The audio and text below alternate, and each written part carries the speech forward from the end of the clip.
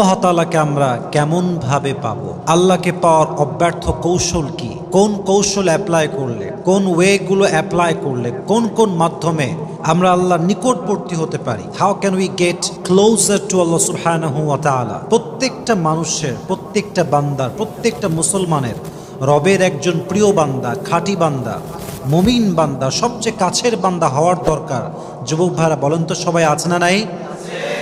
ইমাম গাজ্জালী রহমতুল্লাহি আলাইহি বলেন, কেউ যদি কোনো কিছু মন থেকে পেতে চায়, হৃদয় থেকে চায়, এবং এটার জন্য সর্বোচ্চ দোয়া করে, চেষ্টা করে, চতুর্পাশের সব কিছুই তাকে সেই জিনিসটা পাওয়ার জন্য সহযোগিতার হাত বাড়িয়ে দেয়। সুবহানাল্লাহ পড়বেন না আপনারা?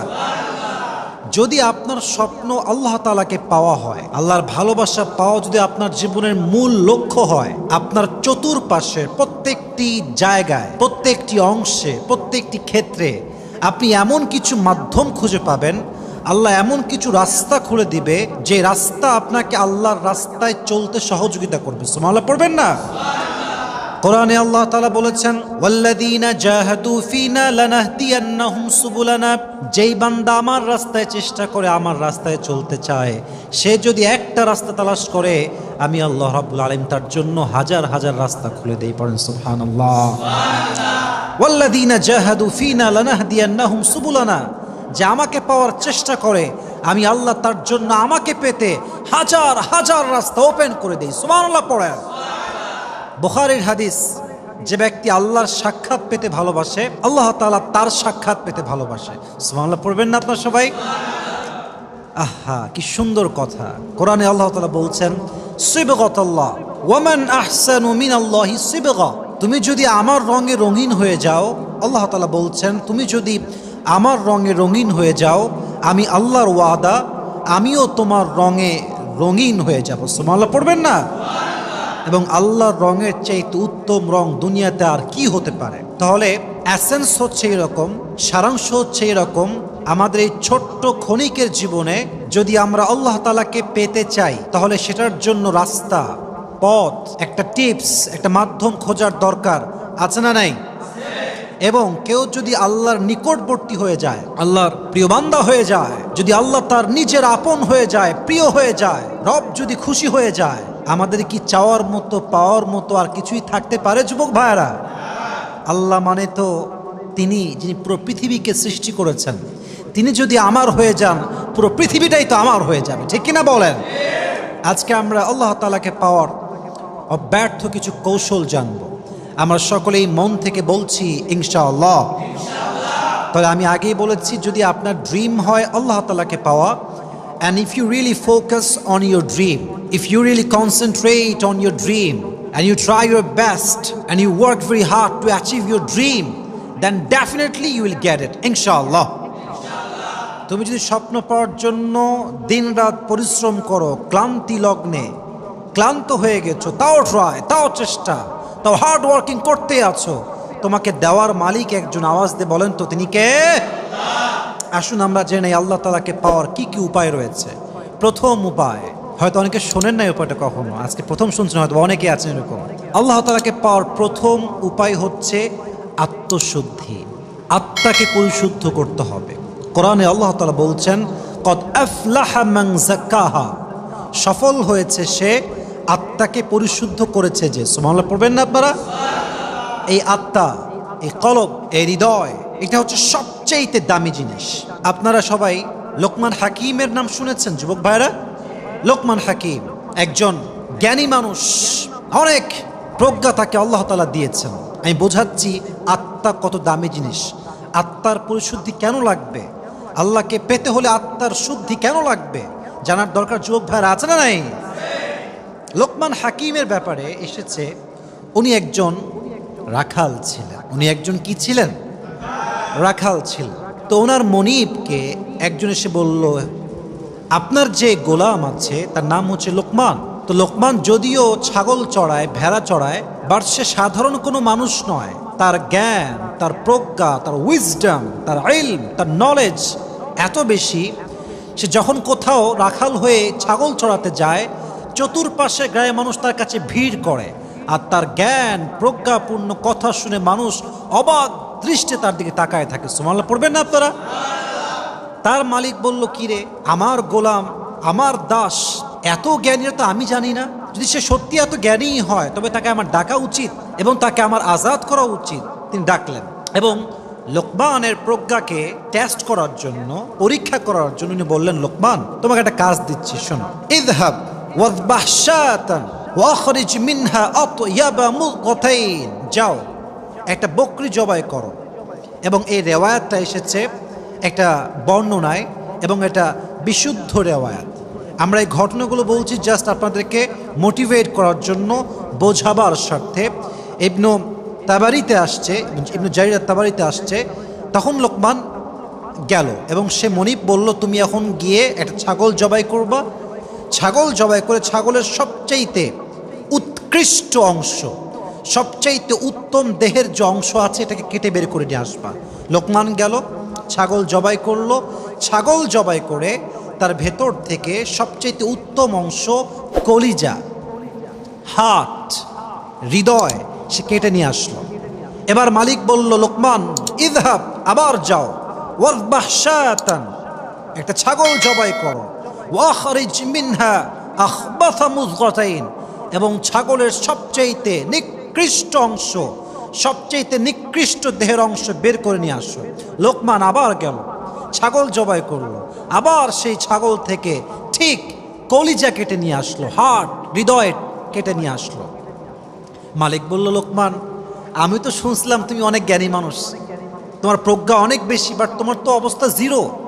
তোমাকে বললাম সবচেয়ে উত্তম অংশ নিয়ে আসো ছাগলের, তুমি আনলা হার্ট, কল্ব, হৃদয়, কলিজা। তোমাকে আবার বললাম সবচেয়ে নিকৃষ্ট অংশ আনো, তুমি আবার কলিজা আনলা। তোমার তো জ্ঞানের পরিধি খুব বেশি, এটা ভালো মনে হচ্ছে না লোকমান? লোকমান বলছে, হে মনিব, আমার জ্ঞান বেশি না কম এটা তো পরের বিষয়, তবে এটা সত্য কথা, প্রত্যেকটি সৃষ্টি জীবের মাঝে, প্রাণীর মাঝে, জন্তুর মাঝে একটা অংশ আছে, একটা অঙ্গ আছে। যদি এটা ঠিক থাকে সব ঠিক থাকে, যদি এটা বেঠিক হয়ে যায়, নষ্ট হয়ে যায়, পুরো দেহটাই অচল হয়ে যায়। ঠিক কিনা বলেন? হাদিসে আসছে, আলা ইন্না ফিল জাসাদি মুযগা ইযা সালুহাত সালুহাতিল জাসাদু কুল ওয়া ইযা ফাসাদাত ফাসাদাতিল কুল। নবীজি বলছেন, প্রত্যেক মানুষের দেহে একটা অঙ্গ আছে, একটা অংশ আছে। এটা যখন ঠিক থাকে পুরো দেহটাই ঠিক থাকে, এটা যখন নষ্ট হয়ে যায়, বরবাদ হয়ে যায়, পুরো দেহকে বরবাদ করে যায় একজন, তিনি কে? এটা ঠিক, আপনার দেহ ঠিক। আচ্ছা বলেন তো, আপনার হার্ট যদি স্টপ হয়ে যায় আপনি কি আর বাঁচতে পারবেন? যুবক ভাইরা বলেন তো দেখি, আপনার পারবেন কেউ বাঁচতে? কেউ বাঁচতে আমরা পারবো না। হার্ট, কলব, আত্মা সবচাইতে দামি জিনিস, এটা ঠিক তো সব ঠিক। তার মানে বোঝা গেল, যার আত্মা ঠিক নাই, যার হৃদয় ঠিক নাই, সে যত ভালো আমল করুক, সে যত ভালো কাজ করুক, সে যতই চেষ্টা করুক আল্লাহর কাছে যাওয়ার, সে কখনো আল্লাহর কাছে যেতে পারবে। ফার্স্ট অফ অল আপনাকে আত্মার পরিশুদ্ধ ঘটাতে হবে। যুবক ভাইরা রাজি আছেন তো ইনশাআল্লাহ? আর একটু ব্যাখ্যা দিই, ভালো করে বুঝে শুনে বুঝবেন, তাহলে আপনার জীবনটা পরিবর্তন হবে, কাজে দিবে। হয়তো আপনি এটা কখনো শোনেন না যা বলতেছি আমি আজকে আপনাকে।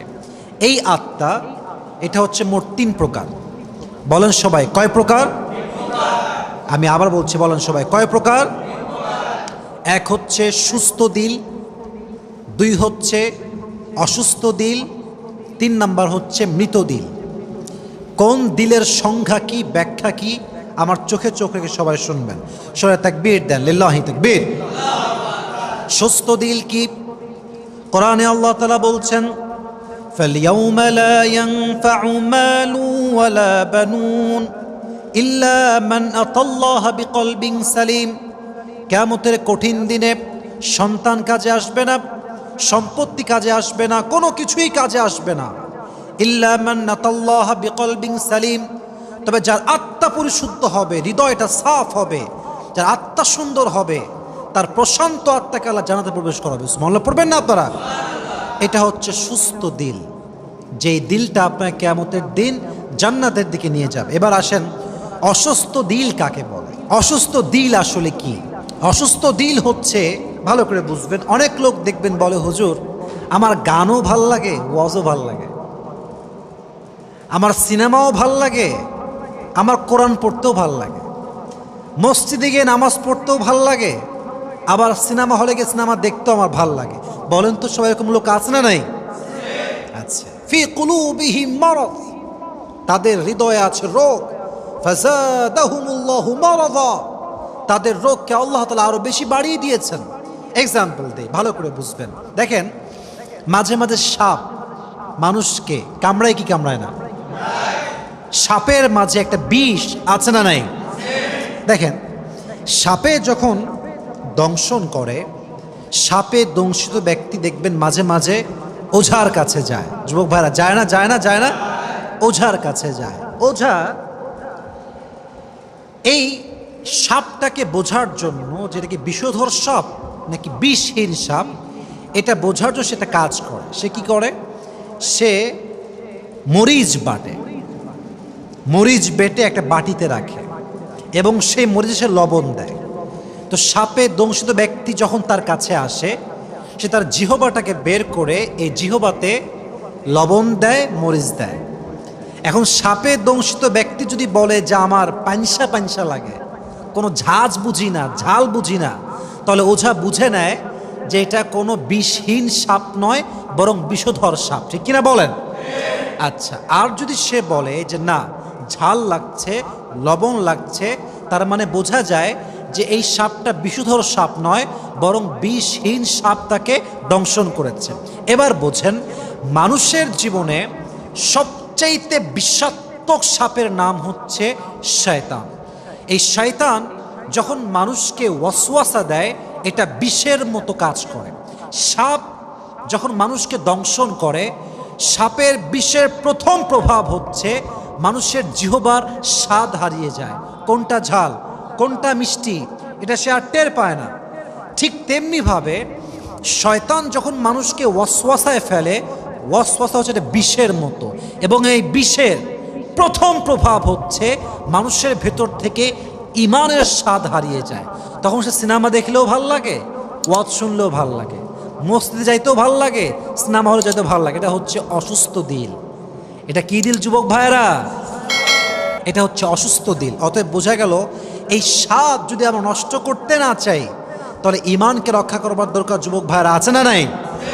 3 নাম্বার দিল হচ্ছে মৃত দিল, মরা, যেই রুহে আর রুহ নাই, মরে গেছে আত্মাটা, একদম আত্মাটাই শেষ, বিনষ্ট হয়ে গিয়েছে। এটা কেমন আল্লাহ তাআলা নিজে বলছেন। আল্লাহ বলছেন, ওয়ালাকাদ দারানা লিজাহান্নামা কাসীরাম মিনাল জিন্নি ওয়াল ইনস, জাহান্নামে আমি নিক্ষেপ করব জিন জাতিকে এবং মানব জাতিকে। পুরো জাহান্নামটা ভর্তি থাকবে জিন জাতি দ্বারা এবং মানব জাতির দ্বারা। কারা তারা? লাহুম কুলুবুল লা ইয়াফকাহুনা বিহা, আমি আল্লাহ মন দিয়েছি, মন দিয়ে ভাবতে চায় না। ওয়ালাহুম আয়ুনুল লা ইউবসিরুনা বিহা, আমি আল্লাহ চোখ দিয়েছি, চোখ দিয়ে দেখতে চায় না। ওয়ালাহুম আযানুল লা ইয়াসমাউনা বিহা, আমি আল্লাহ কান দিয়েছি, কান দিয়ে শুনতে চাই না। এরা কারা? আল্লাহ বলছেন, উলাইকা কাল আনআমি বাল হুম আযাল, এরা হচ্ছে চতুষ্পদ প্রাণীর মতো। আল্লাহ বলছেন, না না না না, শুধু চতুষ্পদ প্রাণী নয়, বাল হুম আযাল, বরং এই মানুষগুলো চতুষ্পদ জন্তুর চাইতেও খারাপ। নাউজুবিল্লাহ পড়বেন না আপনারা? আমি এই আয়াত যখনই পড়তাম, আমি ভাবতাম যে আচ্ছা, আল্লাহ বললেন যে যে মানুষ হৃদয় থাকতে বোঝে না, কান থাকতে শোনে না, চোখ থাকতে দেখে না, আল্লাহ তাকে চাইলে জাস্ট বলতে পারতেন কাল আনাম, চতুষ্পদ প্রাণীর মতো। কিন্তু আল্লাহ তা বলেই শেষ করেন নাই। আল্লাহ বলছেন তা নয়, বাল হুম আযাল, বরং এই মানুষগুলো চতুষ্পদ জন্তুর চাইতেও খারাপ। আমি ভাবলাম যেই মানুষ হচ্ছে ওয়ালাকাদ কাররামনা বানি আদম, I have dignified the status of sons of Adam, এই মানব গোষ্ঠীকে, আদম জাতকে সবচাইতে সম্মানের জায়গায় আসীন দিয়েছে একজন। তিনি কে? সম্মানের জায়গায় আল্লাহ আমাদেরকে আসন দিয়েছেন, আমাদের আল্লাহ সে জায়গায় বসিয়েছেন। তাহলে আমরা চতুষ্পদ জন্তুর চেয়ে খারাপ হলাম কেমনে? এটা আমি ব্যাখ্যা খুঁজলাম। মাথায় রাখবেন, কোরআন যে বুঝতে চায়, যে অনুধাবন করতে চায়, আল্লাহ তার জন্য কোরআন বোঝার পথকে সহজ করে দেয়। সুবহানাল্লাহ পড়বেন না আপনারা? এর ব্যাখ্যা আমি পেলাম, বোঝাচ্ছি আপনাদের সবাইকে। আচ্ছা দেখবেন, কিছু লোক বাসায় কুকুর পোষে। কুকুর আছে না বাসাতে মানুষের আজকাল, আছে না? আচ্ছা দেখেন, এখন মনে হয় রাত বাজে 12টা, আপনি আজকে ওয়াজ মাহফিল শেষ করে বাসায় যাবেন, আপনি হচ্ছেন বাসার মালিক। তো রাত বাজে 12টা, দূর থেকে আপনি আসছেন, দেখবেন কুকুর আপনাকে না দেখে ঘেউ ঘেউ ঘেউ করা শুরু করবে। তার মানে কুকুর তার ভাষায় বলে হোল্ড, স্টপ, থামো। আপনাকে কিন্তু দেখে নাই কুকুর এখন। তো দেখবেন মালিকজন চলে আসে বাসার কাছে, গেটের কাছে, মালিককে দেখার সঙ্গে সঙ্গে দেখবেন কুকুর চুপ হয়ে যায় এবং কুকুরটা তার পায়ের কাছে এসে এমনে জড়ায় থাকে আর তার ভাষায় সে বলে আই অ্যাম এক্সট্রিমলি সরি, ভুল হয়ে গেছে জহাপনা, আপনার বাসা, আপনি যান, কোনো সমস্যা নাই, আমি আপনার পাশে আছি। জোবার কথা কি সঠিক বলছি না ভুল বলছি? কুকুর গিয়ে কি বলে? এক্সট্রিমলি সরি স্যার, আপনি যান, এটা আপনার বাসা। আচ্ছা বুঝেন, এর রাত 12টার সময় যদি কুত্তা মালিক না দেখে চোর দেখতো, চোর যতই বিস্কুট দিক, চকলেট দিক, কুত্তা কি চুপ থাকতো? ইয়েস নাকি নো? নো, কুত্তা চুপ থাকতো না। তো আল্লাহ বলছে কুত্তায় তো মালিক চিনল, সে তার মনিবকে চিনল, কে তার মালিক, কে তারে খাওয়ায়, কে তারে বাসায় জায়গায় তার চিনতে পারলো। বাট মানুষ, আমি হৃদয় দিলাম, জ্ঞান দিলাম, কান দিলাম, চোখ দিলাম, সব দিলাম, সব চিনলো, ফুল চিনলো, মেয়ে চিনলো, গাড়ি চিনলো, বাড়ি চিনলো, বাট দিয়েছে কে? সে মালিককে চিনলো না, সে কুত্তার চাইতে খারাপ হয়ে গেল। নাউজুবিল্লাহ পড়েন সবাই। বালহুম আদল, কুকুরের চাইতে নিকৃষ্ট মানুষ যে আল্লাহকে চিনতে পারে নাই। অতএব আল্লাহকে পেতে চাইলে, আল্লাহর নিকটবর্তী হতে চাইলে আত্মার পরিশুদ্ধির দরকার। যুবক ভাইয়ারা, আছে না নাই? আল্লাহ আমাদের সবাইকে আত্মার পরিশুদ্ধি ঘটাবার তৌফিক দান করুক। সকলে আমরা মন খুলে পড়ি আমিন। এখন আত্মা পরিশুদ্ধ করব কেমন করে, প্রশ্ন আছে না নাই?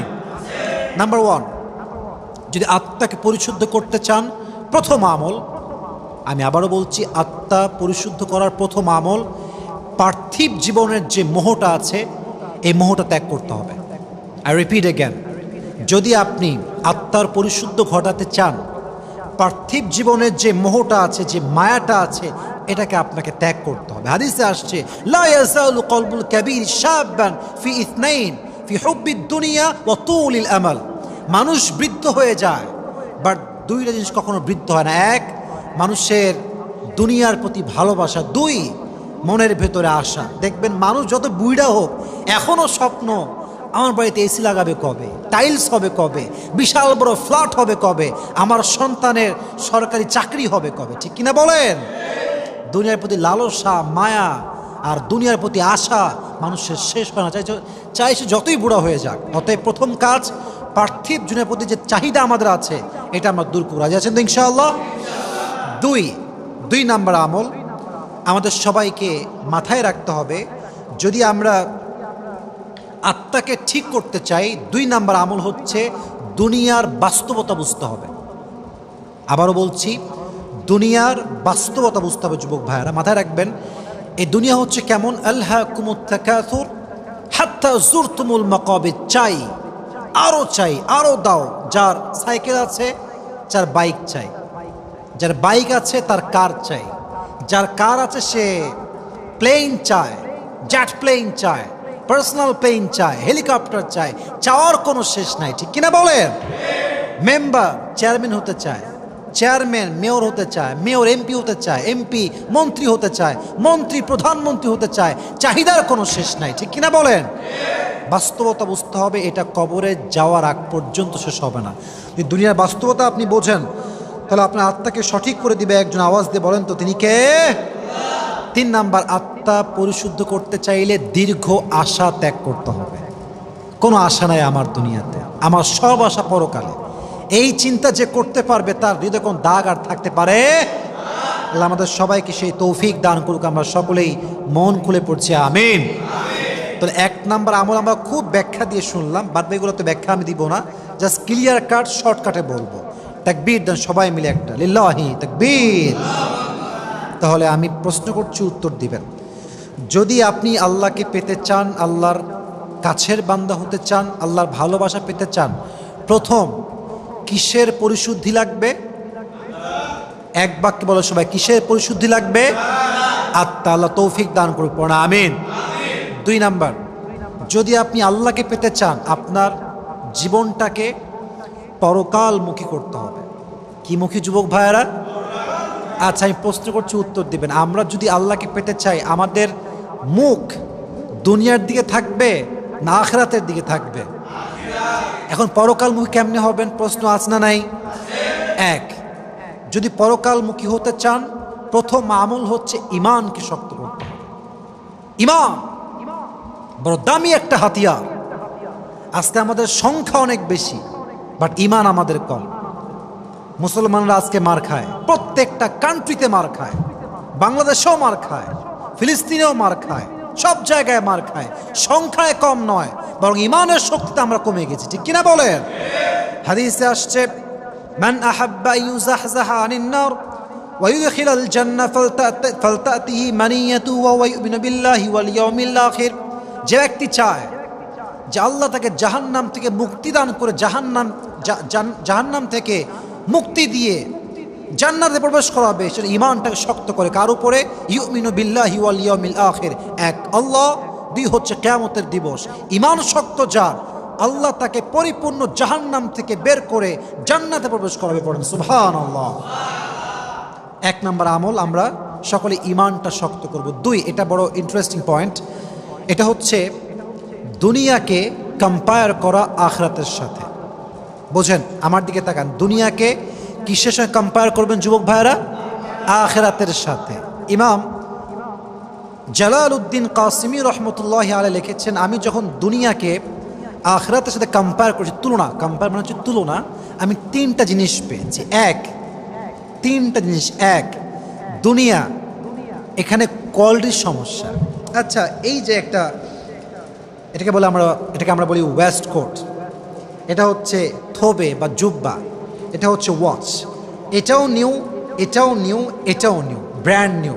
আচ্ছা, আমরা এখন বসে আছি 2024 সালের জুলাই মাসের 27 তারিখে। আচ্ছা, আপনি ভাবেন তো, ঠিক এই জুব্বাটা, এই ওয়েস্ট কোটটা, এই ওয়াচটা, এই সব কিছু ঠিক 2028 সালের 27শে জুলাই, 4 বছর পরে, এটার কালার বা কোয়ালিটি এটা কি এমন থাকবে না ফ্যাকাশে হয়ে যাবে? থাকবে না।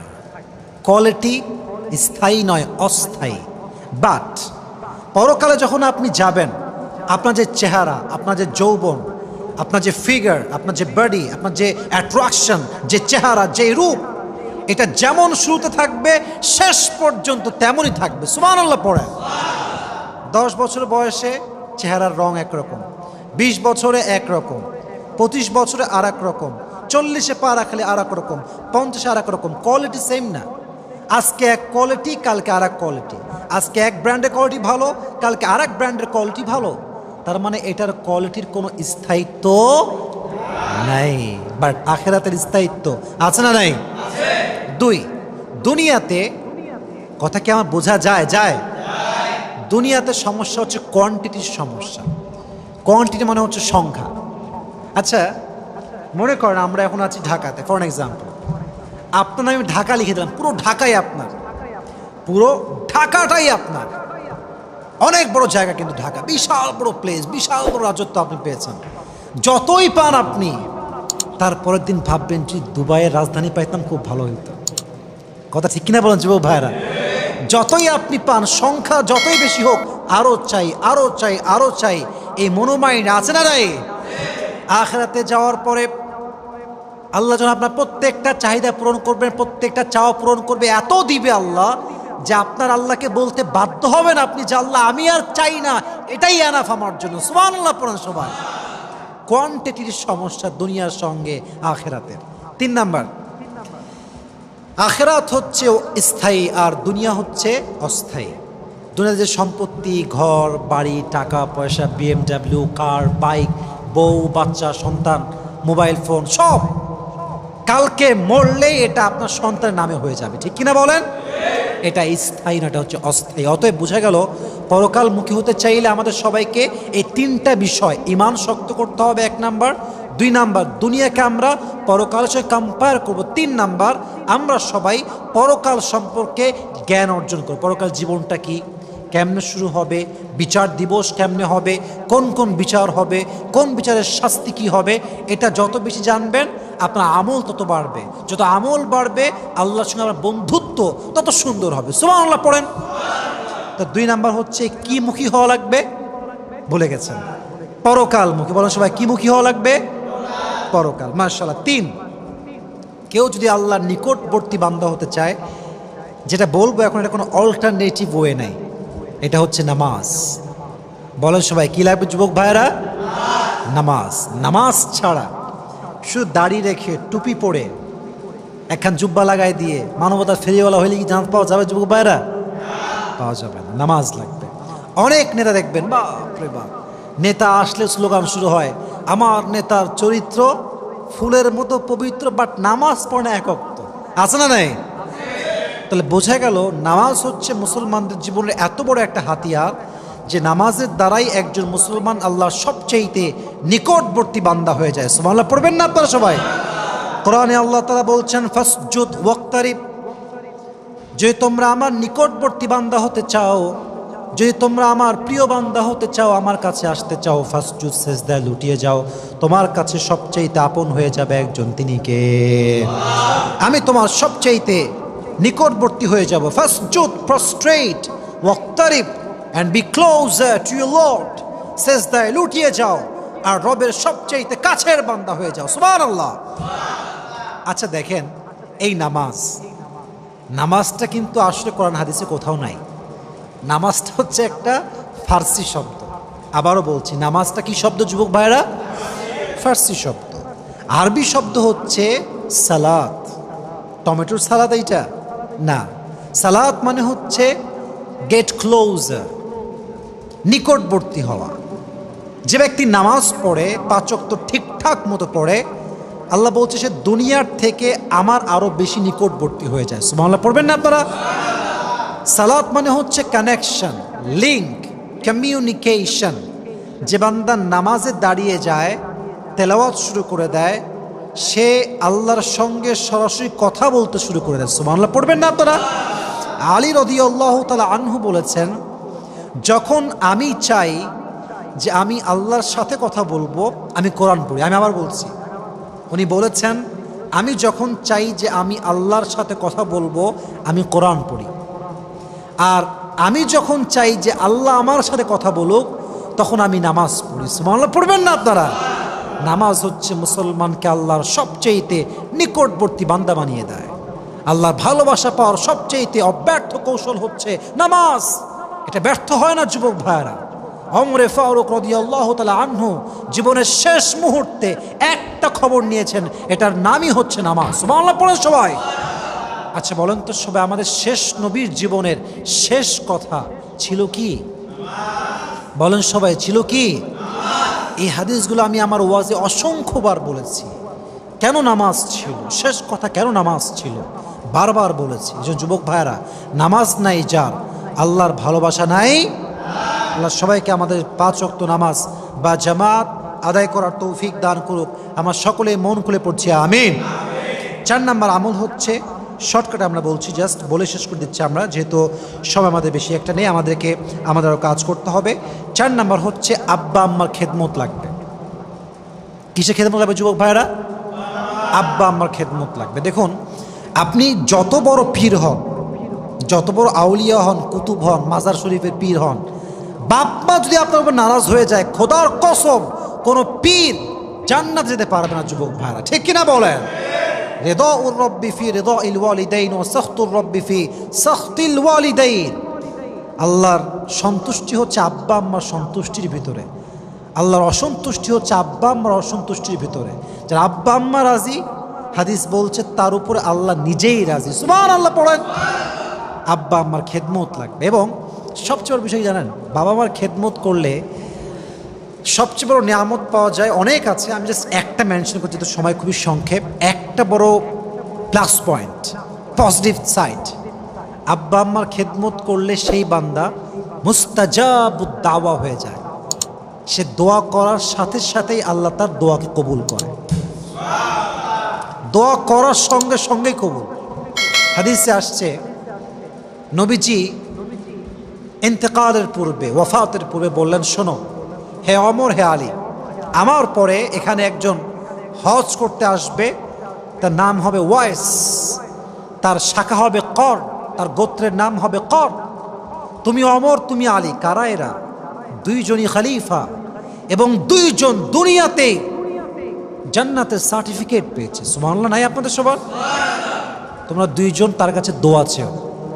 তো হজের সময় আসলো, ওমরে ফারুক সবাইকে ডাকলেন, সবাই আসো এদিকে। হ্যাঁ ভাই, কোন গোত্রের কে আছো? দাঁড়িয়েছে একজন। তোমার নাম কি? অমক।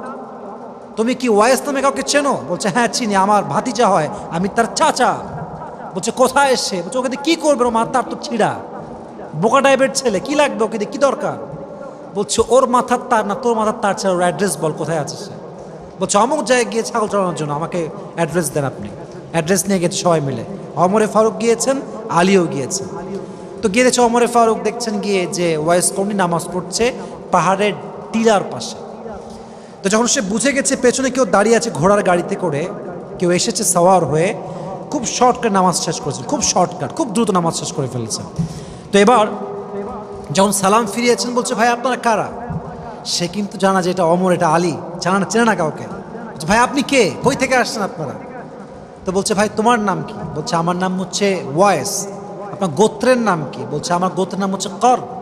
তো বলছে কি ব্যাপার ভাই, আপনারা আমাকে এত প্রশ্ন কেন করছেন, আপনারা কারা? তো আলী বলছে আমার নাম হচ্ছে আলী, ওয়াইসমুহু ওমর, ইনি হচ্ছেন খলিফাতুল মুসলিমিন ওমর ফারুক রাদিয়াল্লাহু তাআলা আনহু। এটা শুনে তার দুই চোখের অশ্রু ঝরতে শুরু করছে। আমিরুল মুমিনিন, আমি আপনার জন্য দোয়া কেমনে করি? হে আলী, আপনার জন্য দোয়া আমি কেমনে করি? আপনার তো আমার চাইতে অনেক অনেক উঁচু বংশের মানুষ, অনেক কাছের বান্দা আল্লাহ। এবার তারা বলছে ওয়াইস, এই দোয়া আমি চাচ্ছি না, বরং নবী বলেছে তোমার থেকে দোয়া চাইলে দোয়া চাওয়ার সঙ্গে সঙ্গে সে দোয়া কবুল হয়ে যাবে। সুবহানাল্লাহ পড়বেন না আপনারা? কিন্তু কেন দোয়াটা কবুল হবে কেন? নবীজি বলেছেন ওয়াইস তার মায়ের এত খেদমত করেছে, সে দোয়ার জন্য হাত তুললে তার হাত কখনো আল্লাহ খালি ফিরিয়ে দেয় না। সুবহানাল্লাহ পড়বেন না আপনারা? আল্লাহ আমাদের সবাইকে আব্বা আম্মার দোয়া নেওয়ার তৌফিক দান করুক। আমরা সকলেই মন খুলে পড়ছি আমিন। 5 নম্বর, আল্লাহর নিকটবর্তী বান্দা হতে চাইলে সবর লাগবে, ধৈর্য। ধৈর্য আছে যার, সেই হচ্ছে আল্লাহর সবচেয়ে প্রিয়। জাস্ট 1 মিনিট সময় নিচ্ছি সবর কাকে বলে বোঝাবার স্বার্থে। সবর মিন্স পেশেন্স। সবর মানে হচ্ছে ধৈর্য। It includes aspects of being self disciplined, remaining spiritually steadfast, and showing fortitude when especially faced with adversity or setbacks. সবর মানে হচ্ছে নিজেকে আধ্যাত্মিকভাবে, মানসিকভাবে অলওয়েজ স্থির রাখা, স্ট্রং রাখা। যা হয়ে যাক, যতটুকু হয়ে যাক, কোনো ব্যাপার না, যা করবে সব করার মালিক একজন, তিনি কে? এটা হচ্ছে সবর। সবরের ফলাফল কি হবে? ইন্নামা ইউওয়াফাস সাবিরুনা আজরাহু বিগাইরি হিসাব।